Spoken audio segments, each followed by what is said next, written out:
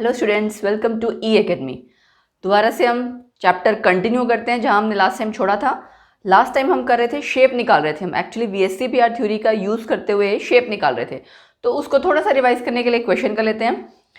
देखते हैं आप लोगों को कितना याद है। आप लोग भी ऑनेस्टली खुद से ट्राई करना, पीछे पेज पलट के फॉर्मूला चेक करने की जरूरत नहीं है ना। खुद से ट्राई करो। NH2 नेगेटिव, सपोज करो मैंने आपको ये कंपाउंड दिया, क्या था फॉर्मूला था आपका जो आप निकालते थे टोटल इलेक्ट्रॉन पेयर, यही कैलकुलेट करते थे ना, is equal to half of, bracket में क्या होता था, total number of valence electrons on central atom. Central atom है हमारा नाइट्रोजन, ठीक है, 5। लेकिन यहाँ पे आपका न्यूट्रल स्पीशीज नहीं है, नेगेटिव चार्ज है। नेगेटिव चार्ज कितना है, 1 नेगेटिव।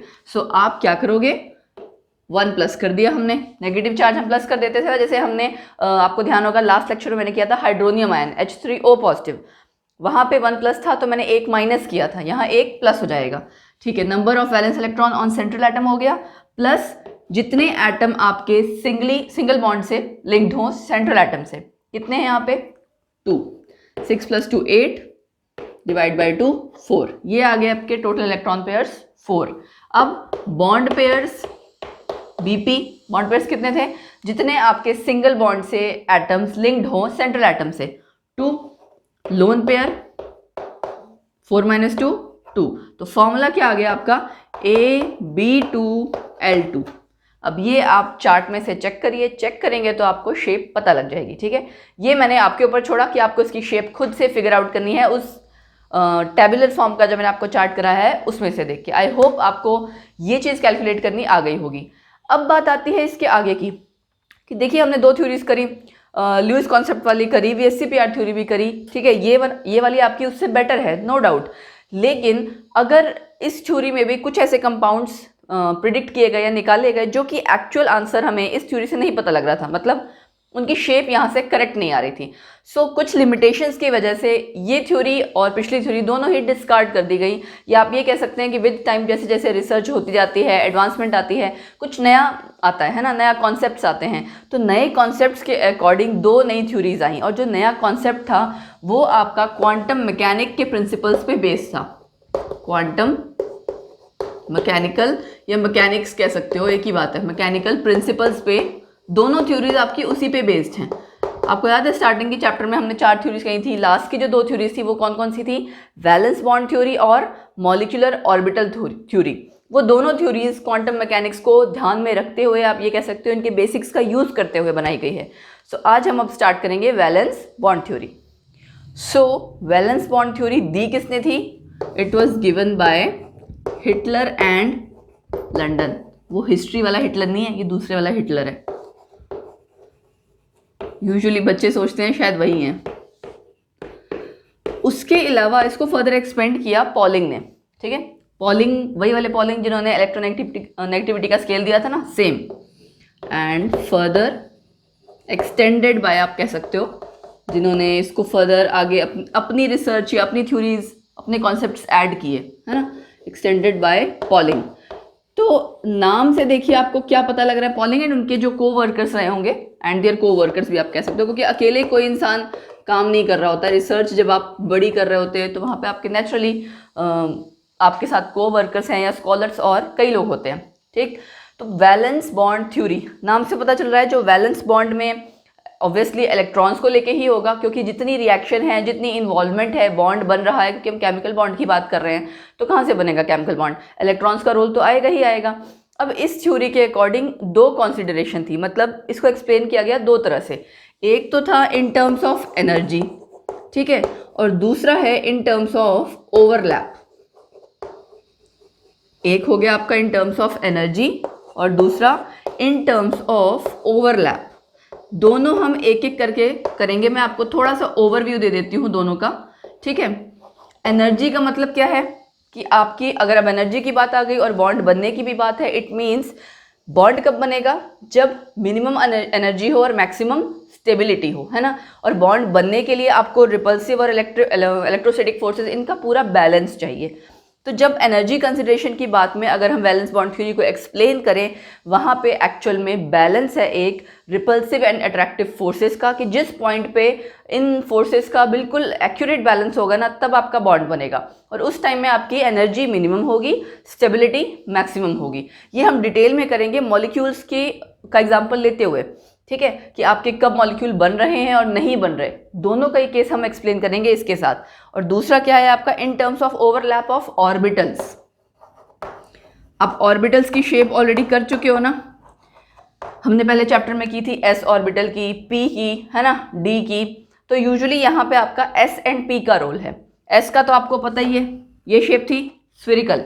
पी में आपकी 3 शेप्स थी, एक आपकी इस एक्सिस में, एक टिल्टेड और एक ऐसी वाली। तो हर ऑर्बिटल को तीनों पी के अलग अलग एंड एस ऑर्बिटल, इनका सबका मिला के जो ओवरलैप है, अलग अलग केसेस आएंगे नेचुरली, ऑब्वियसली डिपेंड करेगा आपका कौन सा एटम है, क्योंकि उस एटम में आउटर मोस्ट शेल अगर आपका एस है तो एस ऑर्बिटल आपका कंसीडर किया जाएगा, अगर पी है तो पी ऑर्बिटल। एग्जाम्पल जैसे हाइड्रोजन है, हाइड्रोजन का आपकी उसकी इलेक्ट्रॉनिक कॉन्फ़िगरेशन क्या है, 1s1, यही है ना हाइड्रोजन के केस में, तो उसका s ऑर्बिटल लिया जाएगा। और अगर मैं कहूँ क्लोरीन, क्लोरीन में आपको पता है NS5 है ना, यही आता ना, तो ये NP5, तो यानी p ऑर्बिटल आ रहा है, तो वहाँ पे p ऑर्बिटल कंसीडर किया जाएगा। तो इस तरह से ओवरलैप ऑफ ऑर्बिटल्स भी हमने स्टडी करनी है कि इनकी ओवरलैपिंग से कौन सी ओवरलैप ऐसी है जो आप कह सकते हो कि बॉन्ड बनाएगी, और कुछ ऐसी होंगी जहाँ पे आपके चार्जेस प्रॉपर नहीं आ रहे होंगे, ओवरलैपिंग प्रॉपर नहीं होगी, extent of overlapping actually proper नहीं होगी, ठीक है। और ओवरलैप का मतलब क्या है, ये ऑर्बिटल्स ओवरलैप हो रहे हैं, इसका क्या मतलब है कि आपका वो एरिया, ऑर्बिटल का भी अगर हम पिछले जाके याद करें चैप्टर में क्या था कि एक शार्प बाउंड्री तो कोई नहीं थी, जस्ट हमने ये कहा था ना कि अराउंड द जो आपका न्यूक्लियस है उसके आसपास हमने डॉट्स की बात की थी, राइट, कि आपके इस तरह से इलेक्ट्रॉन्स हमने डॉट की फॉर्म में उसको एक्सप्रेस किया था। हमने ये कहा था मैक्सिमम डेंसिटी उसकी अराउंड द न्यूक्लियस है, तो हम अंदाजे से एक बाउंड्री ड्रॉ कर सकते हैं। वही सेम चीज़ यहाँ भी है, एस के लिए, पी के लिए सेम चीज़ ही है। लेकिन जब आप ओवरलैप कर रहे हो, उसका मतलब वो एरिया जहाँ ओवरलैपिंग हो रही है वो कॉमन एरिया है दोनों एटम्स के लिए, और वहाँ पे इलेक्ट्रॉन की होने की टेंडेंसी सबसे ज़्यादा है, ठीक। तो जाहिर सी बात है जब ओवरलैप हो रहा है वो क्या रिप्रेजेंट कर रहा है, आपका बॉन्ड, ठीक है ना। तो तो ये दोनों मैंने आपको एक तरह से कह सकते हो ओवरव्यू दिया है दोनों कॉन्सेप्ट्स का, और हमने इन दोनों कॉन्सेप्ट्स को ही डिटेल में स्टडी करना है in respect of valence bond theory. Start करते हैं अब इन terms of energy consideration. Energy consideration के अगर टर्म्स में आप पढ़ना चाहो वैलेंस बॉन्ड थ्योरी, तो एक एग्जांपल लेते हैं, देखिए H2 मॉलिक्यूल का, ठीक है, H2 मॉलिक्यूल, एक H मॉलिक्यूल ये ले लिया हमने, एक H मॉलिक्यूल ये। अब इसका न्यूक्लियस भी होगा, इलेक्ट्रॉन भी होगा, है ना। तो अगर हम इसको ड्रॉ करना चाहें, इसको A B कर लें, एक H A हो गया आपका, एक H B हो गया, ऐसे कर लेते हैं, ठीक। सो देखो, एक का न्यूक्लियस यहाँ है, एक का न्यूक्लियस यहाँ है, इसका अपना इलेक्ट्रॉन है, इसका अपना इलेक्ट्रॉन है, ऐसे कंसिडर कर लिया हमने। ये आपका A, ये भी A, ये B, ये भी B। अब जब तो ये दोनों एटम्स दूर दूर हैं, इनके बीच में कोई फोर्स नहीं है। आपको याद होगा हमने किया था electronic energy is negative energy, उस केस में भी हमने कहा था ना कि जब एटम या इलेक्ट्रॉन आपका बहुत दूर है न्यूक्लियस से, कोई फोर्सेस ऑफ अट्रैक्शन नहीं है, तो एनर्जी क्या कंसिडर की थी हमने, 0। एंड जैसे जैसे आपका इलेक्ट्रॉन पास आता जा रहा है, फोर्सेस ऑफ अट्रैक्शन डेवलप होती जा रही हैं उस इलेक्ट्रॉन और न्यूक्लियस में। वहाँ एक ही इलेक्ट्रॉन था, एक ही न्यूक्लियस था, तो क्योंकि वहाँ हम बॉन्ड नहीं बना रहे थे, वहाँ तो हम जस्ट सिंपली डिस्कस कर रहे थे कि इलेक्ट्रॉन और न्यूक्लियस के बीच में जो फोर्सेस हैं उसके रिगार्डिंग।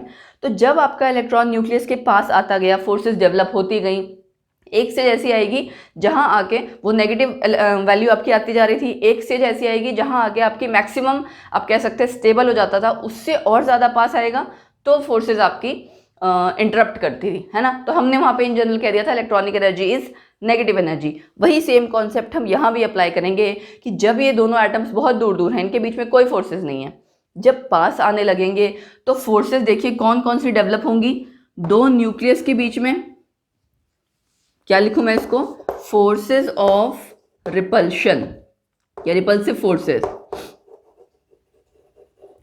किसके किसके बीच में, between nucleus A and B, ठीक है, एक तो ये हो गई, इसको मैं यस 1 नंबर कह देती हूँ, और ये ए पार्ट इसका, ठीक है। और दोनों के इलेक्ट्रॉन्स में भी रिपल्सिव फोर्सेस होंगी, ठीक है, इसके और इसके बीच में होगी ना, आखिर इसके और इसके बीच में आपकी रिपल्सिव फोर्सेस दूसरी किसके बीच में आ गई, between electrons A and B. क्यों है ऐसा, क्योंकि सेम चार्ज है, यहां आपका दोनों के पास सेम पॉजिटिव चार्ज, यहां दोनों के पास सेम नेगेटिव चार्ज, तो ऑब्वियसली रिपल्सिव फोर्सेस होंगी। दूसरी चीज आपकी क्या आती है, जैसे रिपल्सिव फोर्सेस है वैसे ही forces of attraction. Forces of attraction कहाँ आएंगी, अपोजिट साइन में, ठीक है। तो अपोजिट साइन किसके किसके हो सकते हैं, इसका न्यूक्लियस उसका इलेक्ट्रॉन, इसको मैं दूसरे कलर से ड्रॉ कर देती हूँ, ठीक है। ये ए का न्यूक्लियस बी का इलेक्ट्रॉन, ठीक है, ये मैंने येलो से ड्रॉ किया, आई होप आपको विजिबल हो। एक फोर्स ये हो गई, ऐसे ही दूसरी फोर्स किसके बीच में होगी, बी और ए के बीच में, एक फोर्स इनके बीच में हो गई, ठीक है। तो दो फोर्सेस यहां पे आपकी आ गई, किसके बीच, फोर्सेस ऑफ अट्रैक्शन, अगर मैं बोलूं between nucleus A and electron B, और दूसरा क्या आ जाएगा, between nucleus B and electron A, ठीक है। तो इसी तरह जब तो वो आपके जितने भी दोनों मतलब एटम्स दूर दूर हैं उनके बीच में फोर्सेस डेवलप नहीं थी, कोई फोर्स नहीं थी, जीरो थी वैल्यू। जैसे जैसे वो इलेक्ट्रॉन्स, वो एटम्स पास आते गए, उनके इलेक्ट्रॉन्स भी पास आ रहे हैं, न्यूक्लियस भी पास आ रहे हैं, उनके बीच में forces of attraction and forces of repulsion दोनों डेवलप होने लगी। तो ऑब्वियस सी बात है, उन दोनों में से जो डोमिनेट करेगा वही डिसाइड कर पाएगा कि बॉन्ड बनेगा या नहीं बनेगा। और बॉन्ड बनने के लिए हमारा क्या होना चाहिए, अट्रैक्टिव फोर्सेस थोड़ी ज़्यादा होंगी तभी बॉन्ड बनेगा, या फिर ऐसा हो कि उनका प्रॉपर बैलेंस हो। तो उसके लिए ग्राफ प्लॉट किया गया, ठीक है। एक साइड में ले रही हूँ पोटेंशियल एनर्जी। पोटेंशियल एनर्जी क्यों लिया, क्योंकि हम बॉन्ड बना रहे हैं, तो कहने का मतलब है कि आपका एक बॉन्ड बना हुआ है, ठीक है, उसकी पोजीशन है, उसकी एक प्लेस है, तो उसके लिए हमने किया पोटेंशियल एनर्जी। और दूसरे साइड हमने, ये थोड़ा ज़्यादा टेढ़ा हो गया, दूसरी साइड हो गया आपका inter nuclear distance. Inter nuclear distance कि आपका दोनों एटम्स के जो न्यूक्लियस हैं उनके बीच का आपने डिस्टेंस कंसिडर किया। आपने नोट क्या किया, जब तो एटम्स दूर थे, ठीक है, तब तो आपकी एनर्जी जीरो थी, ये हमने एक जीरो वैल्यू मार्क कर ली, E0, ठीक है। जब वो दूर थे तब यहाँ पे कोई वैल्यू नहीं थी। जैसे जैसे आपका वो एटम्स पास आते गए, एनर्जी आपकी क्या होती जा रही है, देखो इस तरह का ग्राफ आता है। पहले इंटरन्यूक्लियर डिस्टेंस ज़्यादा था, इस साइड डिस्टेंस है ना आपका, D की वैल्यू आपकी ज़्यादा थी, तब आपकी E की वैल्यू क्या थी, जीरो थी, ठीक है। कोई यह, इसको आप यहीं से कंसिडर करो, ऊपर कंसिडर ही मत करो, जीरो थी। जैसे जैसे आपका डी कम होता गया, डी कम हो रहा है मतलब उनके बीच का डिस्टेंस कम हो रहा है, वो एटम्स पास आ रहे हैं, वैल्यू आपकी घटती जा रही है, किसकी, एनर्जी की। यानी कि एनर्जी की वैल्यू अगर जीरो से कम हो रही है मतलब नेगेटिव वाली वैल्यू आ रही है। हमने पहले भी ये पढ़ा था, इलेक्ट्रॉनिक एनर्जी इज नेगेटिव। उसके बाद एक स्टेज तक आते आते तो आपकी होती है, उसके बाद अगेन ये बढ़ती जाती है, ये ऐसे, ठीक है। तो ये एक्चुअली हम कर क्या रहे हैं, इसको मैं अगर ड्रॉ कर दूं तो इस तरह से आ जाएगा। ये जो आपका पॉइंट होगा ना, ये आपका वो पॉइंट है जहां पे रिपल्सिव और अट्रैक्टिव फोर्सेस का कंप्लीट, या आप कह सकते हो एग्जैक्ट बैलेंस है, ठीक। तो इसके लिए हम क्या कह देंगे, यहाँ पे मैक्सिमम स्टेबिलिटी होगी, मिनिमम एनर्जी होगी, क्योंकि इसके बाद फिर से एनर्जी बढ़ रही है ना। वैल्यू अगर देखो इस साइड से तो एनर्जी सबसे कम यही है, मिनिमम एनर्जी मैक्सिमम स्टेबिलिटी, और इस स्टेट पे आपका क्या होगा, बॉन्ड क्रिएट होगा, बॉन्ड बनेगा। ये क्या कहलाएगा आपका, फिर अगर मैं इसको डी नॉट कर दूं, डी नॉट आपका हो गया बॉन्ड लेंथ, क्योंकि जिस स्टेट पे आपका वो बॉन्ड क्रिएट हो रहा है, मतलब जितने डिस्टेंस पे वो दो एटम्स आपके पास आके स्टेबिलिटी शो कर रहे हैं कि हाँ बॉन्ड बन सकता है, वही तो उसकी बॉन्ड लेंथ हुई। दोनों एटम्स के जो आपके न्यूक्लियस हैं उससे सेंटर टू सेंटर अगर आप ज्वाइन कर दो एक लाइन, अगर इमेजिनरी जस्ट इमेजिन करो, तो वो आपका बॉन्ड लेंथ हुआ। सो ये आपकी बॉन्ड लेंथ हो गई, ठीक है। और ये यहाँ पे आप उसकी अगर वैल्यू चेक करना चाहो तो ये वो एनर्जी है जो उस बॉन्ड को बनाने में बॉन्ड को बनाने में देनी पड़ेगी और जब बॉन्ड बनेगा तो एनर्जी रिलीज होगी। ठीक है, सो अब इसको हम सम अप करते हैं। कोई बॉन्ड जब बनता है, अगर मैं ये कहूँ बॉन्ड एनर्जी या bond dissociation energy, bond dissociation energy मतलब कि एक बॉन्ड आपका बना हुआ था, उसको आपने ब्रेक करना है। ब्रेक करने के लिए एनर्जी देनी पड़ेगी। जितनी एनर्जी देनी पड़ रही है वही सेम अमाउंट ऑफ एनर्जी कब रिलीज होगी, जब वो बॉन्ड बनेगा। तो ये इंटरकन्वर्टिबल है आप कह सकते हो, या एक दूसरे का वाइस वर्सा आप समझना हो कि जो बॉन्ड की एक्चुअली है क्या, वो एनर्जी की वैल्यू है ना। जब बनाना होगा तो अपनी तरफ से एनर्जी देनी पड़ेगी, जब बन जाएगा तो उतनी एनर्जी रिलीज होगी। ठीक, सो इसे हम कहते हैं बॉन्ड एनर्जी या bond dissociation energy. Amount of energy required to break 1 mole of bond of same kind of atoms. उसके लिए हम कहेंगे, सेम काइंड क्यों बोला, क्योंकि अलग अलग के केस में अलग अलग होगी वैल्यूज, ऑब्वियसली है ना। आपका सपोज एक HH है, एक HCl है, तो वहाँ तो बॉन्ड लेंथ फर्क हो गया, बॉन्ड स्ट्रेंथ का फर्क हो गया, तो वैल्यू भी चेंज हो गई। तो 1 मोल ऑफ एटम्स या 1 मोल ऑफ बॉन्ड को अगर आपको ब्रेक करना है सेम एक जैसे एटम्स के बीच में, उसके लिए हम क्या बोलते हैं, बॉन्ड एनर्जी या बॉन्ड डिसोसिएशन एनर्जी, BDE। ठीक है, दोनों ही वर्ड्स या दोनों ही टर्म्स यूज होती हैं।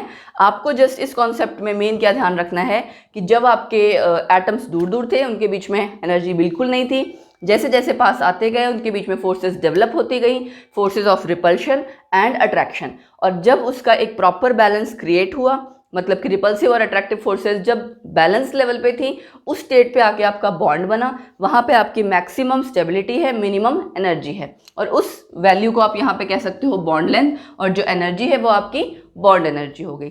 So this was all concept जो कि हम H2 का एग्जाम्पल लेते हुए हमने स्टडी किया कि आपका एनर्जी कॉन्सिडरेशन के केसेस में हम वैलेंस बॉन्ड थ्योरी कैसे एक्सप्लेन करेंगे। अब सेम इस चीज़ के लिए हम एक और एग्जाम्पल ले सकते हैं जब बॉन्ड नहीं बन रहा, He2।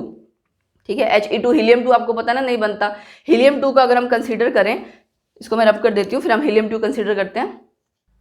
हीलियम का मॉलिक्यूल में क्या आपका देखो सिंबल क्या होता है, 2 है ना, सेकेंड 2 एटॉमिक नंबर है और आपका एटॉमिक मास है 4। तो हमें जस्ट क्या करना है, कंसीडर करते हैं। देखो एक हीलियम मॉलिक्यूल ये रहा, एक ये मैंने इसके न्यूक्लियस ड्रॉ कर दिए हैं। इलेक्ट्रॉन्स दोनों के 2-2 होंगे, यस। अब कैलकुलेट करते हैं, हमें पता है He2 एग्जिस्ट नहीं करता, है ना, ये नहीं करता ना एग्जिस्ट। अब कैसे हमें पता लग पाएगा ये चीज़, यहाँ से देखते हैं।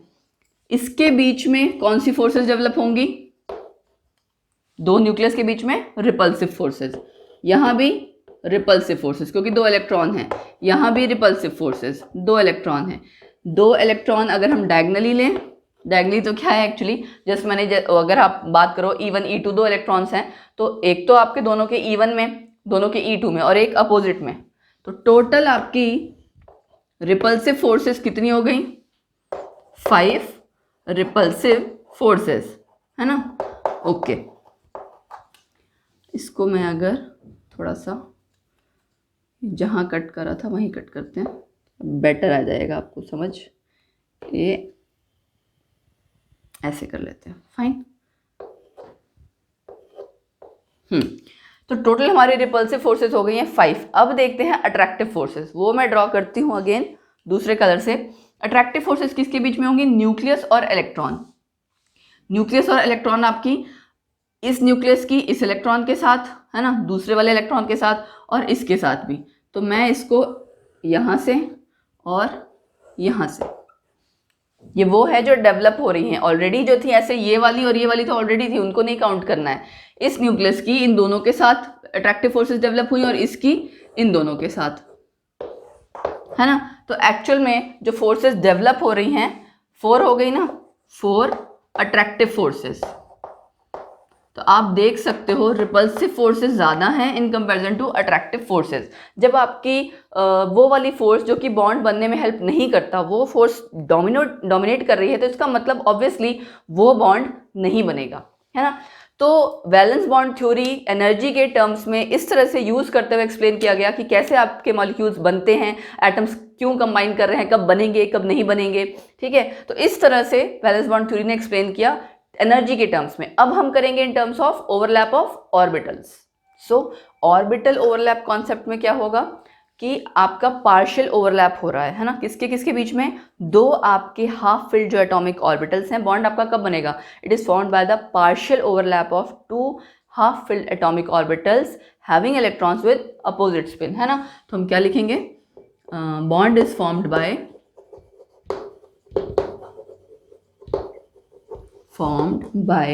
Partial overlap. पार्शियल ओवरलैप इसलिए कहा जाता है कि पूरी तरह से नहीं कर रहा, थोड़ा सा करेगा, ठीक है। Partial overlap of two half filled atomic orbitals, paired होंगे तो ओवरलैप करेंगे ही क्यों, है ना। Two half filled atomic orbitals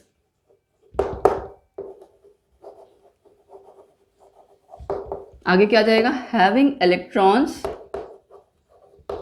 कि उसमें इलेक्ट्रॉन्स होते हैं ना, half filled atomic orbitals having electrons with opposite spin, कि उनकी स्पिन अपोजिट होगी। बताती हूँ अभी, देखिए कैसे। सपोज कीजिए अगर आपका पहली बात तो ये है कि पेयरिंग होगी तो ओवरलैप ही क्यों करेगा, उसको ओवरलैप करने की जरूरत ही क्या है, उसके पास तो ऑलरेडी उस ऑर्बिटल में 2 इलेक्ट्रॉन मैक्सिमम आ गए ना, उसके पास जगह ही नहीं है, वो दूसरा इलेक्ट्रॉन एकोमोडेट नहीं कर सकता।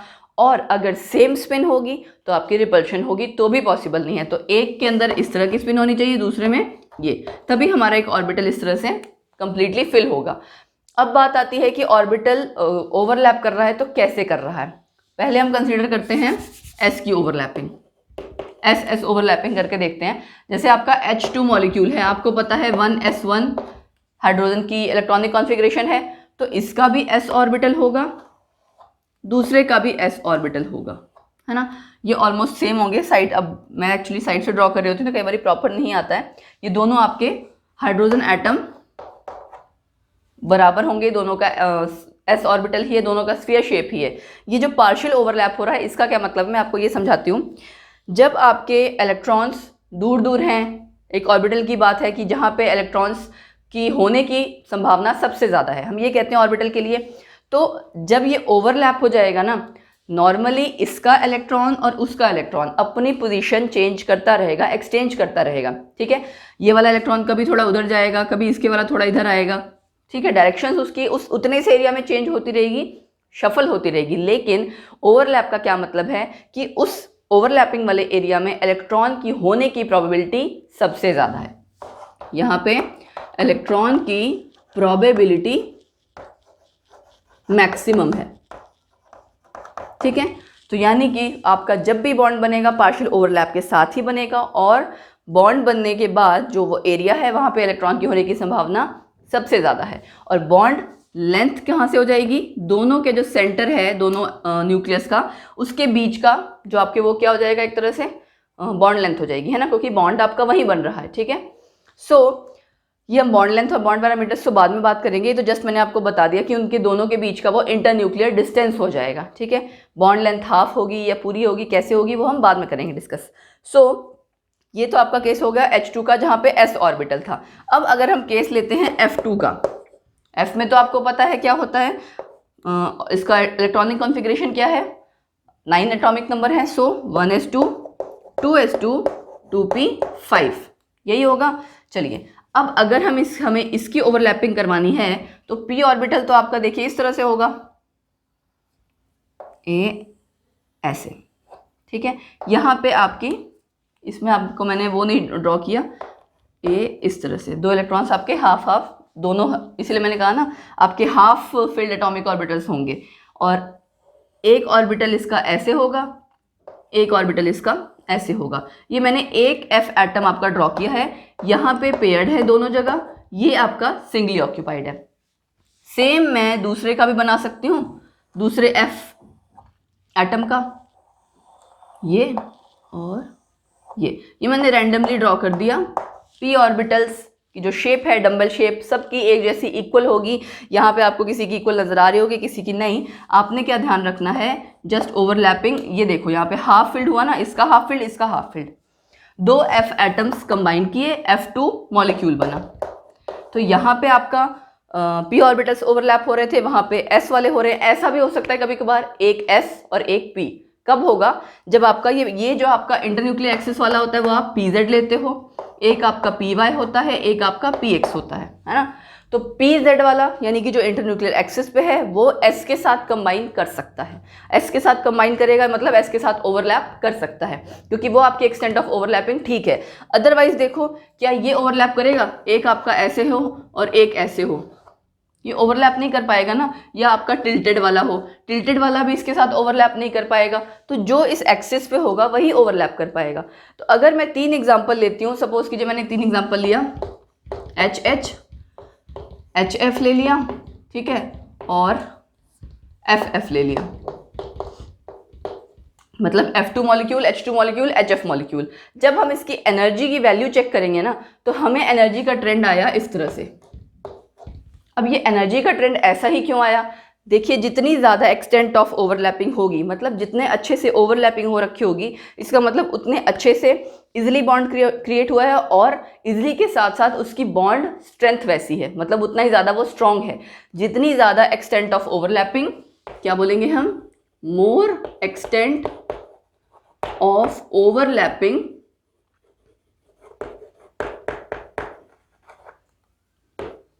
मोर स्ट्रॉन्ग इज द बॉन्ड। अब मोर स्ट्रॉन्ग होगा तो नेचुरली एनर्जी की वैल्यू अगर आप मेजर करोगे तो वहाँ ज़्यादा आएगी, है ना। तो इसका मतलब HF के केस में सबसे ज़्यादा एक्सटेंट ऑफ ओवरलैपिंग हुई, जबकि देखो हुई किसके बीच में, S और P के बीच में। तो ये मैटर नहीं करता कि एक S और एक P है तो उसकी ओवरलैपिंग अच्छी नहीं होगी, S की सबसे ज़्यादा होनी चाहिए, नहीं, ऐसा ज़रूरी नहीं है, ठीक है।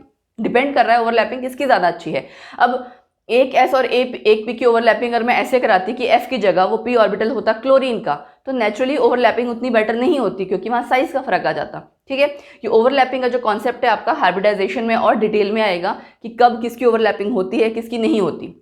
या आप ये कह सकते हो नेक्स्ट टॉपिक जो आपका पाई बॉन्ड सिग्मा बॉन्ड वाला आएगा वहाँ पे भी आएगा, तो आपको उससे थोड़ा और क्लियर हो जाएगा। बट फिलहाल के लिए यहाँ एक S और P की, यहाँ 2 S की, यहाँ 2 P की, ठीक है। ओवरलैपिंग इस तरह से थी, लेकिन एक्सटेंट ऑफ ओवरलैपिंग अगर आप देखोगे तो सबसे ज़्यादा HF में, इसीलिए एनर्जी की वैल्यू या बॉन्ड स्ट्रेंथ की वैल्यू, एनर्जी की वैल्यू की बात करो या बॉन्ड स्ट्रेंथ, एक ही बात है, क्योंकि हम बॉन्ड की एनर्जी की बात कर रहे हैं या कितना बॉन्ड वो स्ट्रॉन्ग है, उसको तोड़ने में कितनी एनर्जी देनी पड़ेगी, वो एक ही चीज़ है। क्लियर, ये सारे आपके बॉन्ड पैरामीटर्स के अंडर आते हैं। तो इन टोटल अगर हम कहें कि ओवरलैप वाला जो आपका कॉन्सेप्ट है ऑर्बिटल का, उसको ध्यान में रखते हुए जो वैलेंस बॉन्ड थ्योरी ने कहा वो ये कहा कि आपका बॉन्ड तब बनता है जब 2 एटॉमिक ऑर्बिटल्स जो कि हाफ फिल्ड हैं, जिनमें इलेक्ट्रॉन तो है लेकिन अपोजिट स्पिन के साथ हैं, क्योंकि अगर सेम स्पिन होगी तो रिपल्शन होगी। तो अपोजिट स्पिन वाला जो आपके इलेक्ट्रॉन्स हैं, जो ऑर्बिटल्स हैं, वो ओवरलैप करेंगे और बॉन्ड बनेगा। बॉन्ड बनने के बाद वो जो ओवरलैप वाला एरिया है वहाँ पे इलेक्ट्रॉन की होने की संभावना सबसे ज़्यादा है, एंड जितना अच्छे से वो ओवरलैप होगा, जितने एक्सटेंट या जितने अच्छे से ओवरलैपिंग होगी, उतना ही अच्छे से वो आपका बॉन्ड क्रिएट होगा, उतना ही ज़्यादा वो बॉन्ड स्ट्रॉन्ग होगा। तो बॉन्ड स्ट्रेंथ भी ज़्यादा होगी, बॉन्ड एनर्जी भी ज़्यादा होगी। क्लियर। सो ये आपका वैलेंस बॉन्ड थ्योरी के 2 कॉन्सेप्ट्स हुए, in terms of energy and in terms of orbital. So इस ऑर्बिटल के कॉन्सेप्ट में जैसे हमने पिछले वाले में किया था ना, एनर्जी कॉन्सिडरेशन में H2 बना के भी देखा और He ट्वाइस हमने ये चेक किया कि क्यों नहीं बन पा रहा है, मतलब उस कॉन्सेप्ट के अकॉर्डिंग। ऐसे ही यहाँ पे भी चेक करते हैं, वहाँ पे तो था आपका कि रिपल्सिव फोर्सेस ज़्यादा हो रही थी अट्रैक्टिव फोर्सेस के कंपैरिजन में, इसलिए आपका मॉलिक्यूल नहीं क्रिएट हो रहा था। अब यहाँ पे देखते हैं कि क्या रीज़न है। H2 में आपने देखा एग्जैक्टली हाफ फिल्ड है, लेकिन अगर मैं हीलियम 2 की बात करूँ, भाई हमें हीलियम 2 बनाना है, 2 हीलियम मॉलिक्यूल ले लिए, ठीक है, इसका 1s2 है, इसका भी 1s2 है, तो क्या ये ओवरलैप करेगा? और अगर ये हो सकता है आपका क्वेश्चन भी पूछ लिया जाए, why He2 does not exist, why there is no formation of He2, तो आपको क्या लिखना होगा, ओवरलैप, SS ओवरलैपिंग तो है, वो हो सकता है कह दे कि SS ओवरलैपिंग है, तो एक्यूरेट है, होनी चाहिए, बट हाफ फिल्ड नहीं है। अगर आप देखो it is not half filled, है ना, नॉट हाफ फिल्ड। तो जाहिर सी बात है अगर हाफ फिल्ड नहीं है तो ओवरलैप करेगा ही क्यों, उसे बॉन्ड बनाने की नीड ही नहीं है, ज़रूरत ही नहीं है, इसलिए ओवरलैपिंग नहीं करेगा तो नेचुरली बॉन्ड भी नहीं क्रिएट होगा। ठीक है, so there is no bond formation of He2 या नॉन एग्जिस्टेंस ऑफ He2। ऐसे ही किसी भी मॉलिक्यूल का पूछा जा सकता है, वहाँ पे 2-3 रीजन ही होंगे, या तो ओवरलैपिंग प्रॉपर नहीं होगी ऑर्बिटल्स की, या फिर इस तरह से आपका यानी कि हाफ फिल्ड नहीं होगा, फुली फिल्ड होगा। सो आई होप आपको वैलेंस बॉन्ड थ्योरी जो हमने स्टार्ट की है 2 टर्म्स में करी, इन टर्म्स ऑफ एनर्जी और ऑर्बिटल ओवरलैप कॉन्सेप्ट, ये क्लियर हो गया होगा। अब नेक्स्ट जो इसका मतलब इसके आगे हमें पढ़ना है वो है सिग्मा एंड पाई बॉन्ड, जो आपने 10th में भी पढ़ा ना, सिग्मा बॉन्ड पाई बॉन्ड पढ़ा हुआ है। सिंपली देखो, मैं एक एग्जांपल डिस्कस कर लेती हूँ। बड़ा सिंपल सा एग्जांपल करते हैं। इथीन लिया तो मैंने ऑर्गेनिक मॉलिक्यूल है, बट ठीक है, सिग्मा पाई दोनों आ जाएगा। इसलिए ये जो आपका सिंगल बॉन्ड होता है ना किसी भी मॉलिक्यूल में, सिंगल बॉन्ड होता है सिग्मा, डबल बॉन्ड आपके पाई वाले होते हैं। कैसे? मतलब अगर मैं सपोज करो इथेन ड्रॉ कर रही थी या इथेन मैंने बोला, तो ये जो बॉन्ड है सिंगल बॉन्ड है, यहाँ पे इस कार्बन का इन हाइड्रोजन के साथ 3 सिंगल बॉन्ड्स हैं। तो सिंगल बॉन्ड अगर कहीं भी आया है, खाली अकेला single bond, that is sigma. ठीक है। और पाई वाला आपका कब आएगा? जब आपके डबल बॉन्ड होंगे या ट्रिपल बॉन्ड होंगे। जैसे डबल बॉन्ड है तो उसमें से एक सिग्मा है एक पाई है, ट्रिपल बॉन्ड है तो उसमें से एक सिग्मा है 2 पाई है। तो नेक्स्ट लेक्चर में हम यही पढ़ने वाले हैं। तो अगर आपको सिग्मा और पाई बॉन्ड समझना है, पढ़ना है, जानना है कि दोनों बॉन्ड्स में फ़र्क क्या है, दोनों में से कौन ज़्यादा स्ट्रांग है, किसके पास ज़्यादा एनर्जी है, किसको तोड़ने में ज़्यादा मेहनत लगेगी, सो प्लीज़ नेक्स्ट लेक्चर आके ज़रूर पढ़ना। एंड इस लेक्चर को अच्छे से पढ़ना, रिवाइज करो अब तक का। And yes, like share subscribe करना बिल्कुल मत भूलिए। अगेन द सेम थिंग जो मैं हर बार कहती हूँ, नथिंग न्यू इन दैट, क्योंकि अंडरस्टूड है यार एक तरह से। प्लीज़ अपना लाइक करोगे, शेयर करोगे, ज़्यादा से ज़्यादा सब्सक्राइब करोगे, अपने फ्रेंड्स से कहोगे कि इट्स अ गुड चैनल, तो ऑब्वियसली आप अपने साथ भी, अपने फ्रेंड्स के लिए भी अच्छा कर रहे हो और हर तरह से चीज़ें अच्छी हो रही है, क्योंकि नॉलेज स्प्रेड करने की होती है, राइट। सो इन्हीं शब्दों के साथ bye bye, take care. I hope आपको ये लेक्चर पसंद आया होगा। बाय।